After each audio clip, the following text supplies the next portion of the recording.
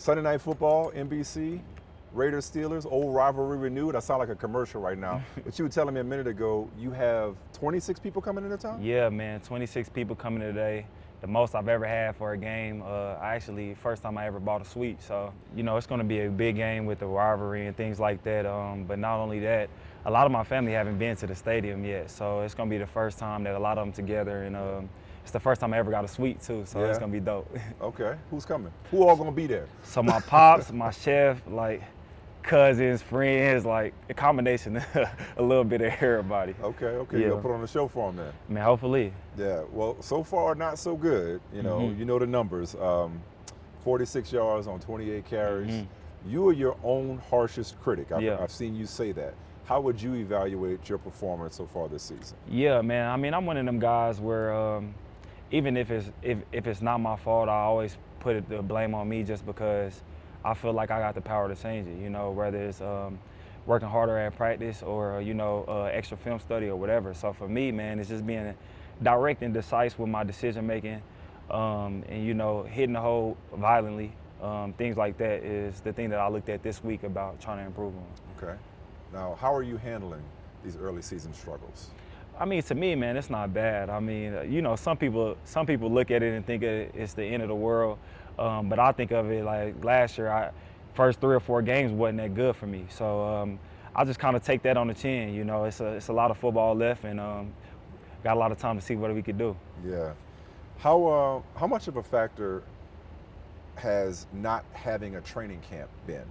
I would say the biggest thing is just the reaction. The reaction times. Like you could train hard, you could run hard, or whatever, and it don't really equate to when have to make a quick split decision and make a quick move and things like that.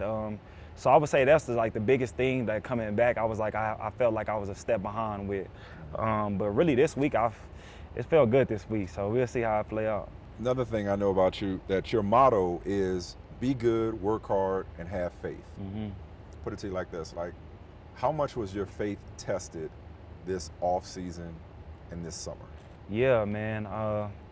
Obviously, with how things went, how it went way late into the to the off season until I got a deal and things like that.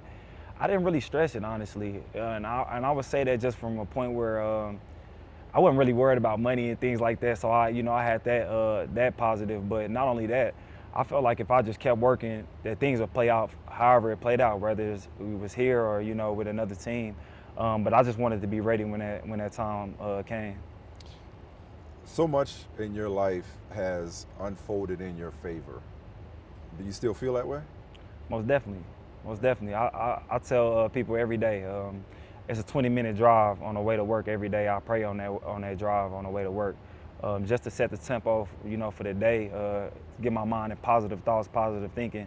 But not only that, but just to allow myself to step back and, understand and respect how blessed I really am to be in this position. To be able to wake up every day and play the game of football, do something that I love, and also make some money doing it. So it's a positive for sure. May I ask, what do you say in that prayer? Man, I mean, I always started off with just thanking God for the morning. I pray for my family wherever they may be, pray for my kids wherever they may be, and then I ask for forgiveness, and then I ask for the right state of mind for the day. I like it. Yeah. Given all that football has given to you and all that you've given to football, how hard was it to be away from the game this summer? Man. I think that was the thing that was the most frustrating. I mean, I'm not one of them guys, I don't believe in, letting my teammates down. I'm one of them guys that even though I've accomplished whatever I've accomplished in the league, I still feel like I got to go out and earn it and prove, to the guys to earn my respect every day.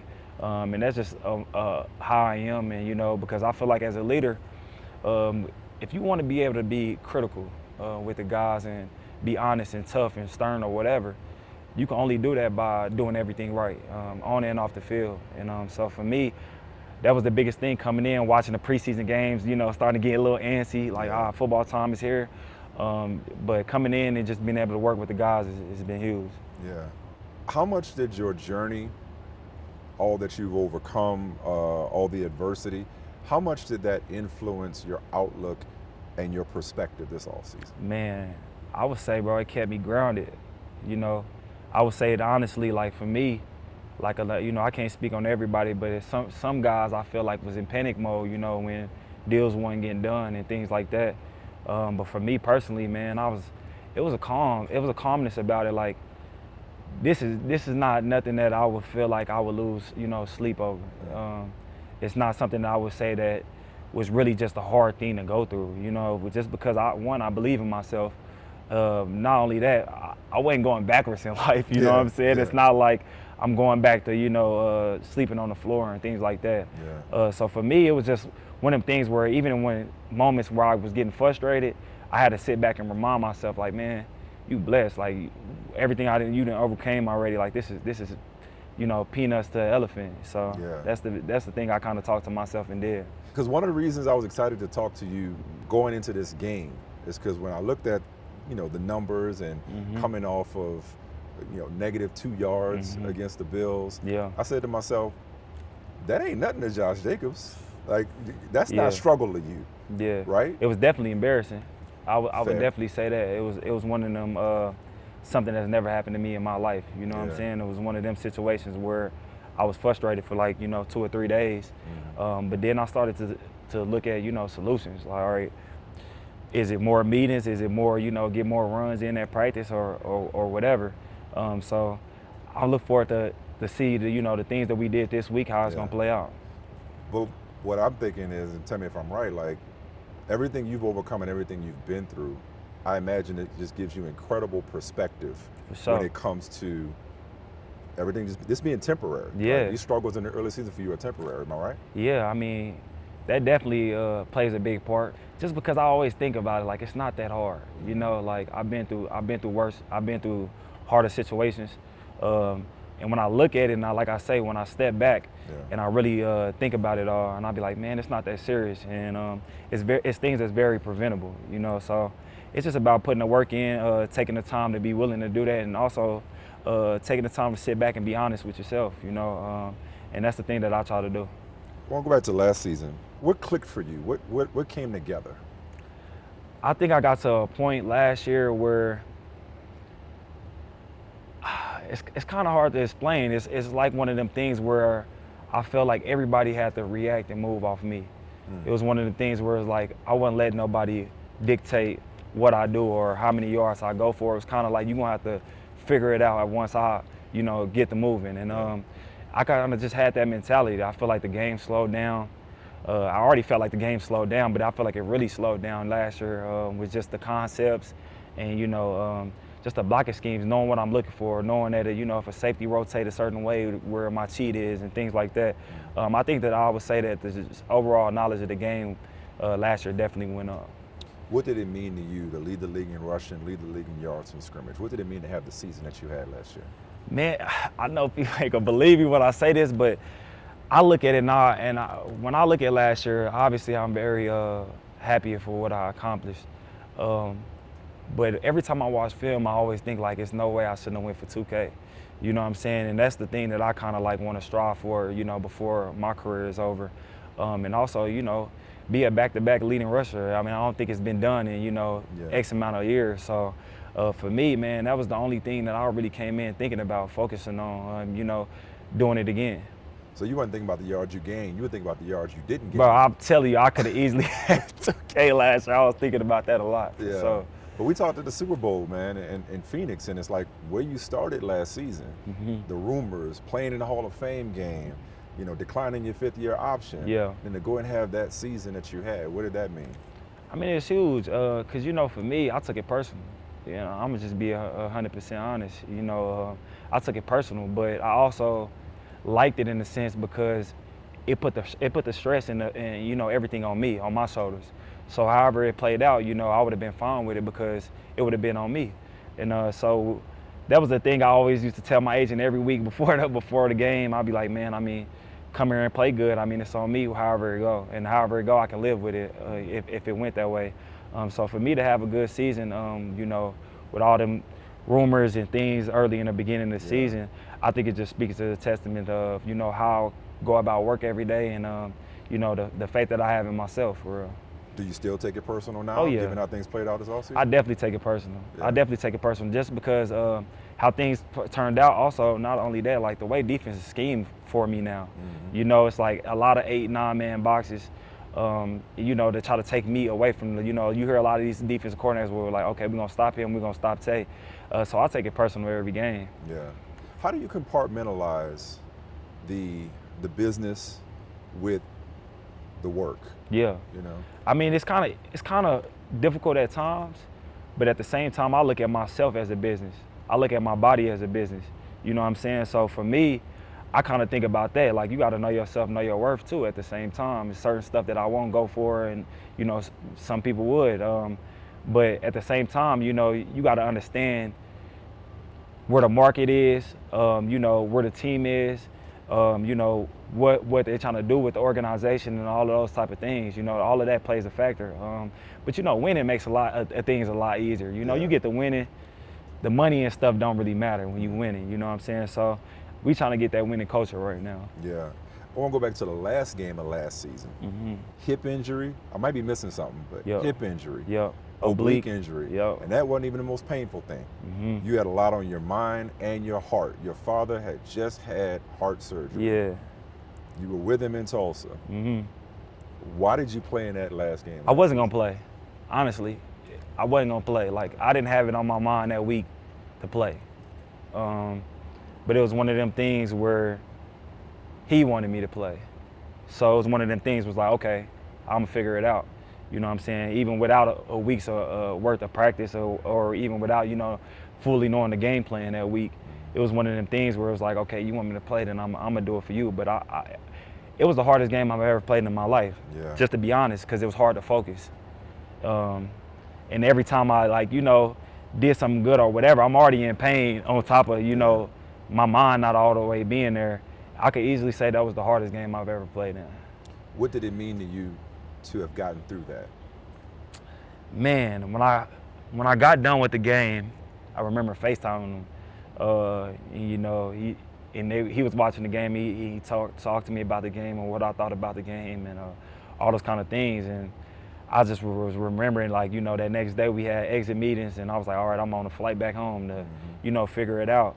And that was just the thing that it was just I was in a weird space, I could say. But that's also another thing that I enjoyed about, you know, having more time in the off season was I got to come up with a meal plan for them and a workout plan for them, and I was there to push them every day. You know what I'm saying? So for me, I never like it was pros and cons to everything, and but I just looked at it as a blessing for real. What did it say about Josh Jacobs that you played in that game under those circumstances? Man, I think that it just show how much it mean, how much the guys mean to me, you know, how much winning means to me, and you know, just the type of, I feel like, man, I am. Like, I'm gonna give you everything I got. Once I commit, once I say I'm gonna do something, or, you know, I never feel like to be like one of the guys that is a burden to the team or is letting the team down. Yeah. So for me, man, that was just the biggest thing, really. How was your father doing? He's doing good, man. He's lost like 35 pounds in like 2.5, 3 months. So man, we got him going in the right direction. Like I said, he's about to come to the game, so it's gonna be fun to see him actually there. Yeah. When's the last time he's been to one of your games? Man, I don't think he's been in a game since we've been in Vegas. Okay. Not in Vegas. I know he came in Oakland. I know he comes KC, Dallas, all the closer games. But yeah, I think this is gonna be the first one. He's been out here for a game, but not actually in the stadium for the game. So it's gonna be the first time. And how's his bestie Braxton doing? Yeah, man, that dude is a character. I mean, he's doing good, man. I mean, we got him in school. He loves his school and everything like that. If you talk to him now, he'll try to crack jokes and stuff with you all the time. 6, right? 7. 7. Okay. Yeah, 7. Yeah, 7. So man, I mean, he's just a blessing, man. I mean, I tell people all the time, he was born on the same day I signed for college.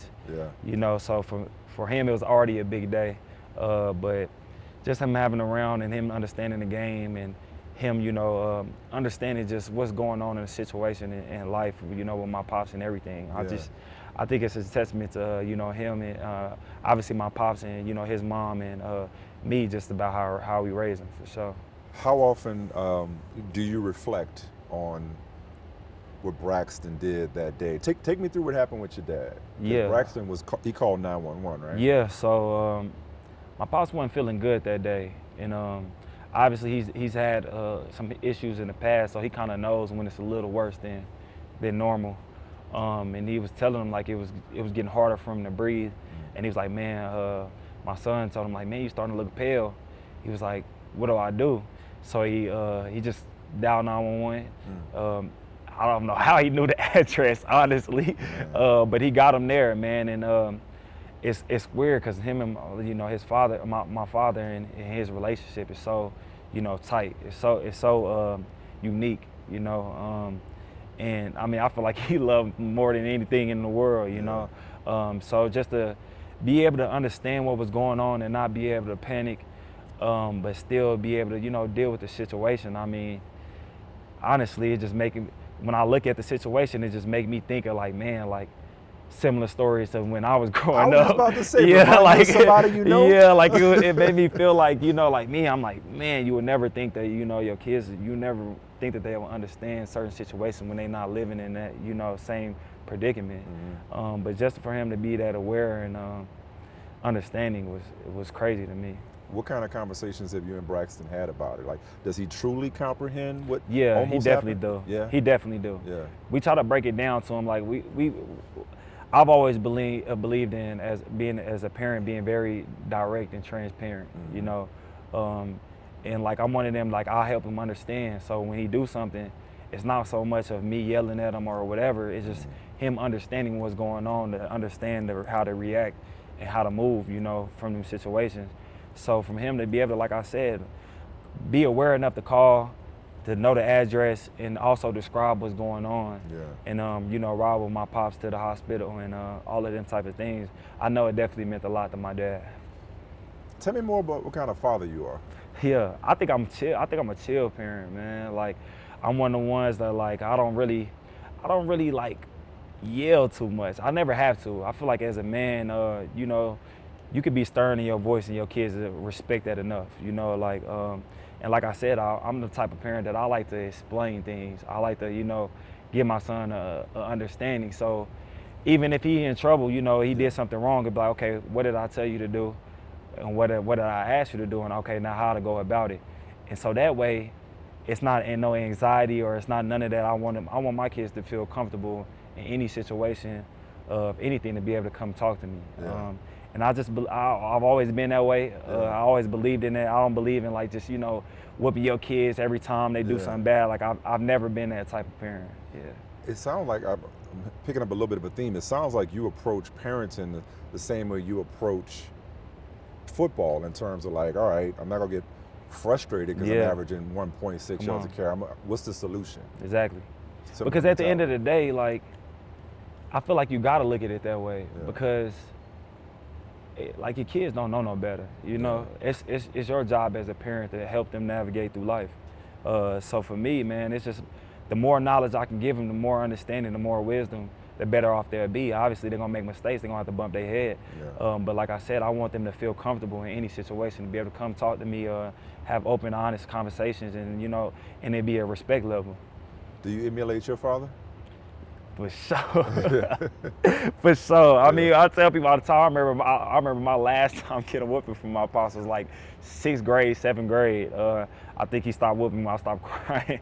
But man, he's always been that way. If I ever got in trouble at school, get in a fight or whatever, like he'd always sit me down and be like, okay, why did you let this person, push your buttons this way? Or what was the situation? What happened in the situation? And I always felt like I respected those conversations more than if you was to yell and scream at me, because then I would just rebel, And so for me, I always thought about that, like, okay, when I have kids, I'm a parent this way, and so far it's been working, so I like it. What other ways do you pattern yourself after your dad? I would say his way of how calm he is. I would definitely say that's something to this day I still work on. And he always tell me, he say, that come with age, patience and things like that come with age. But the way that he's not bothered by a lot of things, like the way that he kind of just sits back and, pray about it and, keep God first and just trusting that, and really trusting that. You know what I'm saying? Yeah. That's probably the thing that as I get older, I'm learning more from him. Yeah. So looking back on everything that happened, beginning of last year when you had the heart surgery, it's like, what does it mean to you to still have him and have him with you and have him in your life? Man, I thought about that. I didn't really know how to navigate it, honestly. I felt like I feel like I'm everybody's piece, but my pops is my piece. You know what I'm saying? He's the rock for me. For my family, I'm the rock for everybody. But like, he's that person for me. So I thought about that.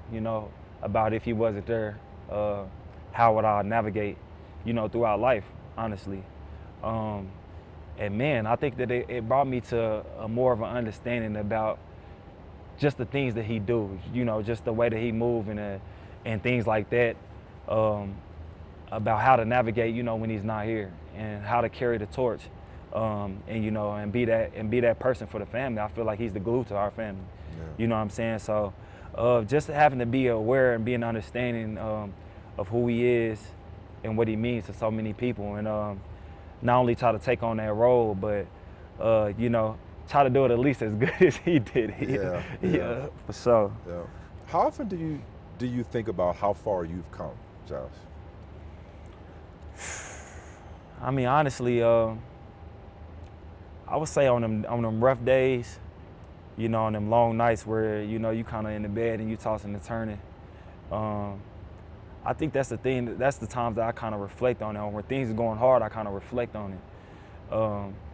But the thing about me, man, I'm not satisfied in where I'm at right now. Yeah. You know what I'm saying? I still feel like this is the beginning of the stages to what I want to do in life, really. So for me, it's just about preparing myself for that and learning from the past, understanding the past, learning from it, and learning how to move forward and navigate forward. So that's just the biggest things that I think about. What keeps you up at night? What has you tossing and turning?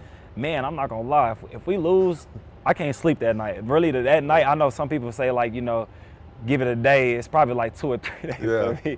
Until we really start focusing on the next game plan. I'm really kind of like, that's the thing that bothers me.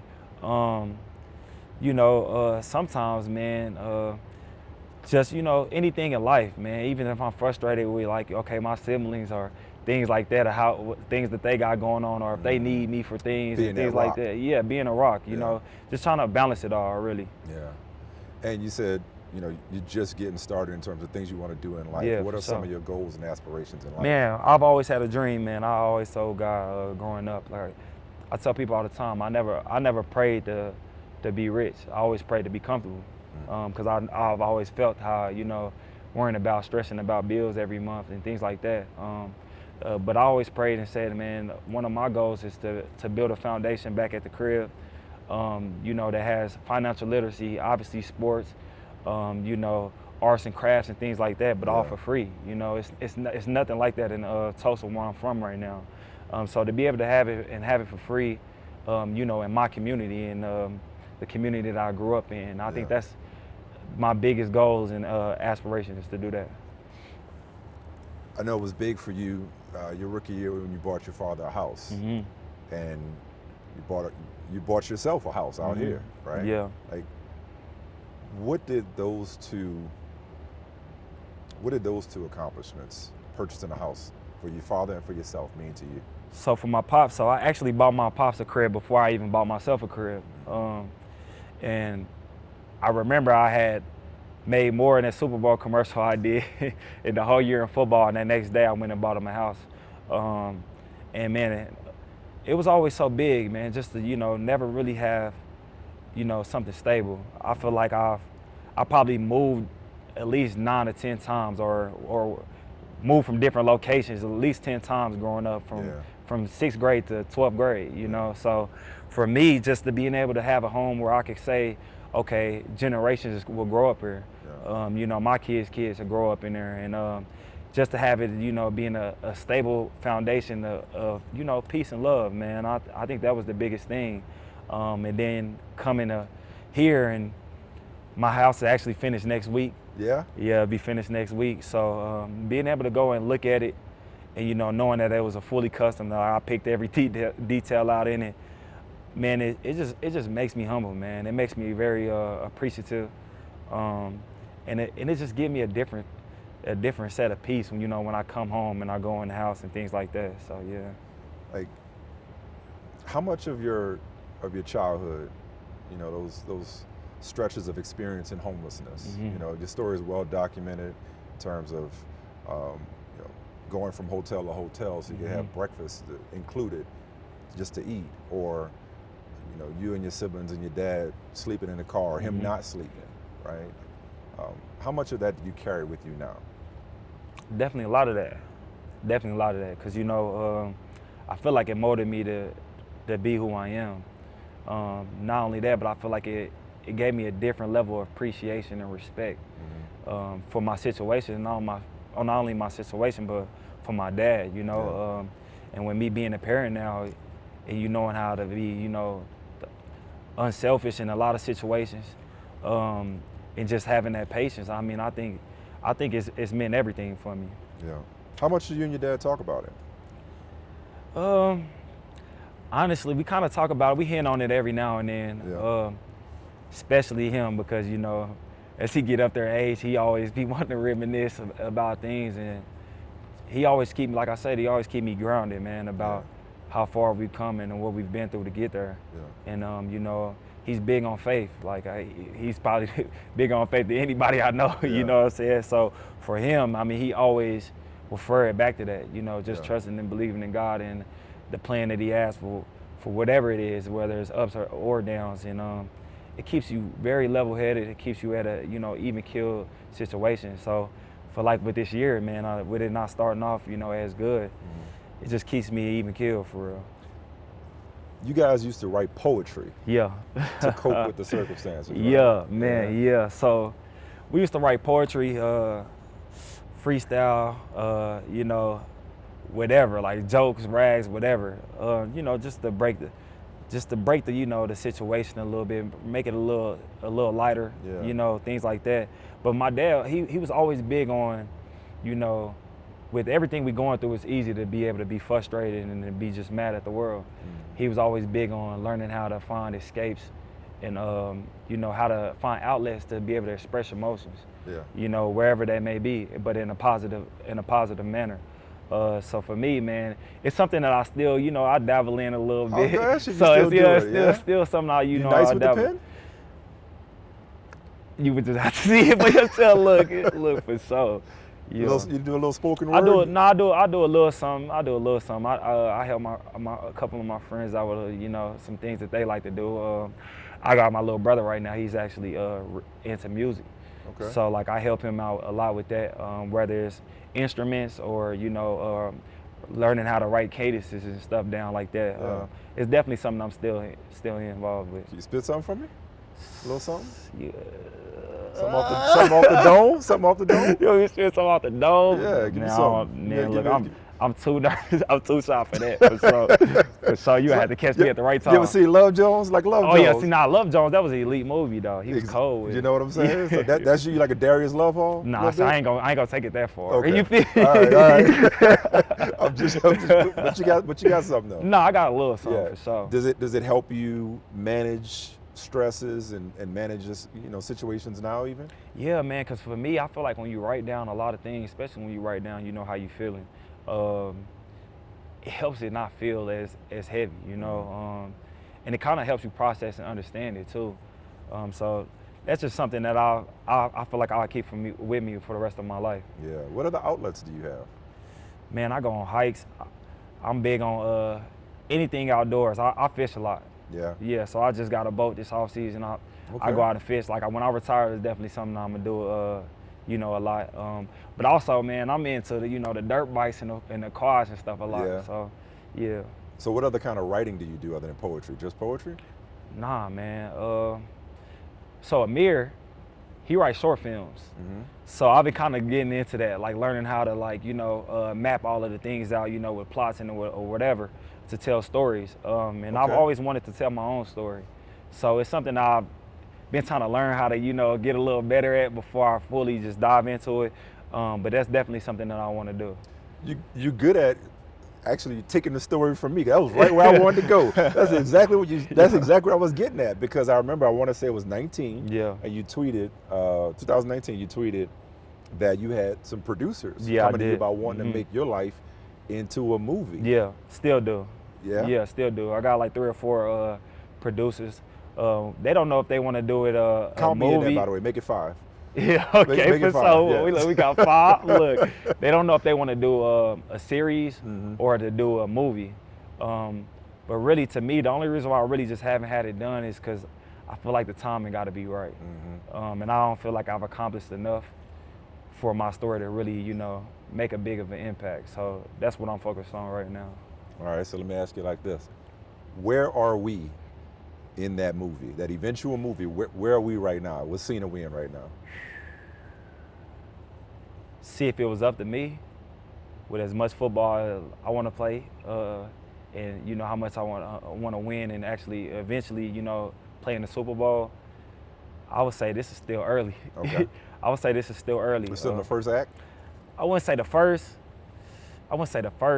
But somewhere midway. Okay. Somewhere midway, for sure. Just getting good. Just getting good, for sure. What's the significance of this point in your story? I think it's big, man, because right now it's really about legacy. I feel like the next 5 to 6 years of what I do is about legacy. Whether it's being, trying to be the best back in the league, or trying to be a Hall of Famer. It's about legacy, and I think that's the thing that would help the film a lot. What's left to be written in this movie? What do you see being written for this story, for your story? That's a good question, man. Damn. I really haven't thought about it, I've been so focused on trying to get everything else right, I haven't really thought about it, but that's something I do need to think about. All right, so, all right. Well, let's think about it together. I'm serious. Yeah, I'm sure. serious. Like, put me on the list. Nah, for sure. I know you got some big ones. Yeah. Consider your boy. Yeah. When it comes to making this movie. Man, come on, man. It got to make sense. Yeah. For sure. I want to go back. Speaking of legacy, I want to go back to your son, though. How much does Braxton understand what Daddy does for a living? Man, I think he understands a lot more than most, because I used to have him in my dorm room in college. Yeah. So he kind of already understood, like, okay, he out working right now. Like, I'm going to see him, I get the whole summer with him, but, like, I'm going to see him here and there in between the year, like, and that's something that I had to sit down and have a conversation with him early. Like, I think he was probably like 5. When I really sat down, I'm like, okay, I'm on the opposite side of the U.S. right now, like, certain things is going to be this way, but, he got an iPad. I always be like, man, I'm a phone call away. If anything, you ever feel anything, or you want to come see me, we'll make it happen, So that's just the thing. But he's a very smart man and understanding kid, for sure. Is he playing ball? Playing football? Soccer. Soccer? Yeah. Okay, soccer. all right. Yeah. Does he want to play football? I don't know if I'm going to push him to it. It's one of them things where I feel like he's so smart, man. Like, he knows, Spanish and things like that. Is that right? Yeah, Wow. man. Like, so he's one of them things where it's like, if you don't got to play, I'm not going to make you play. Yeah. It's one of them things that if you want to play and you find a love for the game, then I'll allow you to do that. But how smart he is right now, man, I'm like, man, hit them books and we'll figure it out. Because, a lot of people say, I'm sure you've heard it, especially in this current climate, that if your son wants to play football, don't let him play running back. Oh, yeah. Would you let your son play running back if you want to play football? No? Definitely not. He'd definitely be a receiver or a quarterback or something, like, definitely not running back. Just because I feel like I done already took all them hits and all that for him. You know what I'm saying? Like, I done took all of that for him. I don't think he really need to experience that, What about from a financial perspective? Because that's typically why people say it, because of how devalued the position has become. Yeah, obviously. But the thing is, by that time, when he gets of that age, you never know where the market and things will be. It might be so high at that point, it wouldn't make a difference. Yeah. But at the same time, too, it's just more about, the health of how long the position lasts, Yeah. How many hits, like CTE, it's a real thing, So for me, it's just more so about just him being smart and protecting himself. I mean, if he really just wanted to become a running back, then I give him the sauce, you know. But at the end of the day, I'm sure you already got it. You're playing soccer, you probably already got it. In terms of the fraternity of running backs, like, how do you feel when you see, you know, a Nick Chubb go down the way he did, it's tough. or Dalvin Cook get cut, or, you know, just the different situations, Saquon get hurt? Like, how do you process those situations? I think it's sad. I also think it's very frustrating, and I be frustrated for them. You know, like everybody's, you know, position that they're in as a running back is different, and all of them is a little unique. You know, and for me, like I told them guys in the group chat, I was one of them guys. I was gonna be willing to stand on all 10 for everybody, not just for, you know, myself. Obviously, I believed in myself enough to do that, but just because I believe that, you know, we deserve a change. You know, I touched the ball. I was 50% of the offense last year. You know, I told the owner when we met, I said, man, I'm not asking you to pay me my worth because I don't think it's possible. You know, I'm just to be 100% honest. I said, but, you know, just do right by me. You know, and that's all I was asking for. You know, but to me, man, and to see them other guys, I think it makes it frustrating. It makes it harder for everybody. But I think that eventually, man, when the game, you know, the game goes in cycles. You know, at one point, running backs was the greatest thing you needed on your team. Yeah. And I still think that, you know, when playoff time comes, you know, late December, you need a running back. You got to be able to run the ball. You got to be able to be dominant. So just to be able to see a lot of these guys come in and try to improve their game, whether it's pass blocking or being able to run routes too, I think that'll help the running back position a lot. Yeah, I was asking because you work really hard as a receiver. Yeah. Is it just that? Is it just being a Christian McCaffrey type, being a Josh Jacobs type, being a Jahmyr Gibbs, a Bijan Robinson? Is that the solution, or is there more? I think it's more to it, but it definitely makes it a lot easier when you can say you do all three things good. It makes it a lot easier when a coach will look on the field and be like, okay, we're not going to take you out on third downs because we believe you can run a route. We believe you can pick up protections. I think that definitely plays a part into it. But also, man, just a lot of guys playing at the elite level. Yeah. You know, I think that'll help change the things. But man, I mean, it's definitely tough right now. Because I'm looking at a dude that led the league in rushing, yards from scrimmage, 50% of the offense, does everything, and yet here we are. You know, like, so at some what can you do? Yeah, man, at some point we got to change the narrative. But not only that, at some point, you know, these offenses got to be realistic in what their needs are, and realistic in, you know, what the value of the running back brings to the team. And I feel like, you know, it's a select group of elite running backs that you can't really just, review as a running back. Yeah. You know, that you can't just put everybody in that same box. Yeah. So I think it's definitely a little situational, like whoever it is, you know, or whatever. But it definitely, I think it definitely starts with the offensive coaches being, you know, realistic in what we bring to the table. I ain't gonna lie, man, you kind of inspired me. Like, next contract negotiation I go in, I'm gonna be like, I ain't asking for my work because you can't afford it. Because like, you can't afford it. That's just a fact. That's just a fact. I'm gonna use that. But I'm curious. So obviously, by rule, you can't sign a long-term deal until next offseason. But where did y'all leave the conversation? Like, where are you guys, relationship-wise, you and the organization? You know, me and McDaniels have always had a good relationship, even, you know, throughout this whole thing.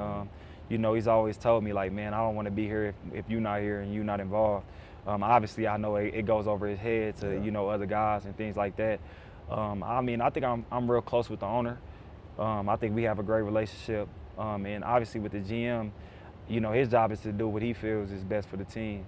But also I feel like, you know, my job, like I said, I look at myself as a business is to do what's best for me at the end of the day. Yeah. And whatever makes sense, you know, in that regard. So for me, hopefully it makes sense to be here. I mean, I'm one of them guys that I don't want to play nowhere else, you know. But at the end of the day, if I got to, I'm going to make the adjustment. I'm going to adapt. You got a tattoo on your right arm. Yeah. Can you show it to me real quick? It's on this one. It's on this one. Oh, yeah. It's Where is it? Right here. Yeah, there it is right there. Yeah. You got a Raiders tattoo. Yeah, man. What's that symbolize? So all of my tattoos, man, they all got a meaning. Whether if it's I drew them or it was something that was significant in my life. So for me, the Raiders tattoo was just a significant moment in my life. You know, being that, you know, they believed in me enough to take the chance on me, take me in the first round and give me an opportunity, you know, to play this game at the highest level. I will forever be, you know, grateful and for that, you know, and it's definitely an honor to play here. Yeah. For sure. Is that all it means? Because I was gonna take it to a different level. I was like, the image behind it too. Yeah. You know, the Raiders. If you look at the back in the day, you know, like how tough, physical, you know, like bad boy area, all of that. I kind of like thought about all of that when I was getting it. No, because I was thinking, I mean, you've obviously put it on the line on the field. I was like, you know, is that like loyalty? Is that definitely symbolized that too. Like, hey, definitely that too. Definitely that too. You know, and they say the thing around here, you know, once a Raider, always a Raider. And hopefully, man, I have a great career that I can come back and actually, you know, after football, try to impact this place. Yeah. And that's something that I definitely think about. What do you think about the league? I don't know if you heard about this, but the league filing a grievance alleging that the Players Association has encouraged guys that aren't happy with their contract to fake injuries. Yeah, I don't know nothing about that. I never heard about that. But I mean, but then when you go see a Nick Chubb, or Saquon Barkley, it's man, like, I feel like that has nothing to do with NFLPA. That has everything to do with the player. Yeah. It has everything to do with what type of player they are and what they believe in. Man, I'm one of them people, like, it don't matter if stuff is not good for me. Like, if I committed myself to this, I'm gonna come in every day and I'm gonna give you what I got. Yeah. And that's just, I feel like that's everything to do with the player, for sure. Yeah. This week, Najee, what's your relationship like? You and Oh Najee? Yeah, that's my dog. Yeah, Come on, man. Yeah, Big Nas. Yeah, that's my dog. What's it gonna be like seeing him facing off against him? Man, you know, I talk to him a lot in the off season, and we got a lot of friends that's like real close with both of us, so they come to our games and things like that. Man, I always root for him, man, for his success. You know, especially with the you know, the type of back he is. He got his own unique feel, his own unique movements, everything. Yeah. So man, I always just try to, you know, cheer him on and let him know that, you know, he got support my way, for sure. No, man, he's a good dude. We did one of these with him last year. You seem to run with a purpose, with a passion. What is that purpose? Honestly, man, when I put that helmet on and they done singing the national anthem and I look across, you know, the field to the other team, at the end of the day, like, I feel like I'm one of the most competitive people on this planet. Like, it don't matter what we doing. Anything in life, I'm kind of just that way. So for me, it's to have the bragging rights to be able to say I won more times than I lost when I go against people, even if it's individually, if it's pass blocking, whatever. I want to be able to say I got that bragging right at the end of the day. Yeah. Not bad for a 0-star recruit, huh? Crazy, man. Crazy, man. What would you tell that kid that was a 0-star recruit until Alabama offered him? Man, you know, if I was looking back now, I would say, calm down. You know, understand that everything that's happening right now is happening for a reason. Yeah. And everything is gonna play out in your favor. So be easy, and just, you know, keep the faith. You be easy, bro. Nah, for sure. Appreciate it, man. I enjoyed that. Nah, for sure. Yeah. Every time, man. Always a pleasure, man. Always a pleasure. You get it, man. You got a good head on your shoulders. I appreciate it, man. Seriously.